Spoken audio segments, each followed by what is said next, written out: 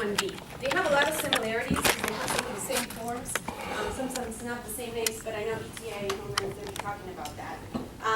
We in particular, the Department of Labor likes to, we're going to be looking at the LCA, which is the ETA 9035. And that form is basically our basis for coverage. It tells the specifics, it's not employee specific, but it tells you the specifics about the job that you're gonna be doing, the pay rate, and then you're gonna have other forms that are gonna be just related to you with your name on it. So when we go in and do an investigation, we're gonna be looking at several different forms from ETA, but our thing is to look at the LCA, what is it that you're getting paid, what is it that you're working, and where are you working? Because the location of the LCA is specific. So I have a few fact sheets here that I wanted to review, and that I provided Nitesh, right? I said it right? So that it kind of gives you an idea. That's the LCA that's up on the screen. There's several pages that go with it.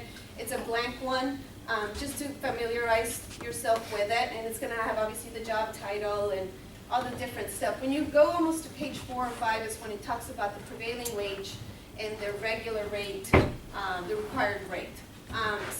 And we're going to talk about that later, but I want you to understand I guess what the responsibilities of the employer are.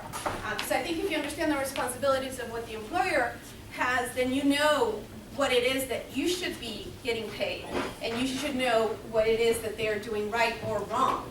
So fact sheet, actually before I start, even though I'm here to give some information, our website is really good, and it's www.dol.gov, and you can then scroll around and look for wage and hour and the H-1B version of it. So we have fact sheet 62, okay? That's the fact sheet that deals with the requirements for the employer. And it's going to list, I mean, there's like 10 or 15 of them. 62, no, it's after that one. And that's our enforcement authority, right here. And so it's going to talk about the labor condition, it's going to talk about the pay, the required wage, and it's going to give you all the specifics. When we do our investigation, we have 16 categories of possible violations that deal with debarment and deal with the civil money penalties. I'm going to read them just because there's 16, and I don't want to make sure I don't miss one. And anything that's relevant to you guys, I'm going to definitely stop and explain.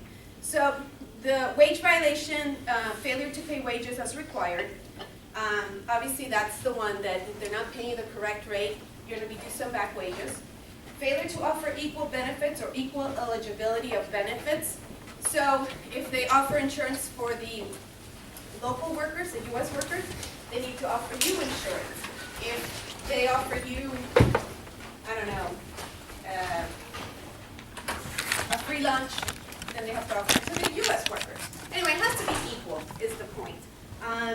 Failure, misrepresentation of material facts.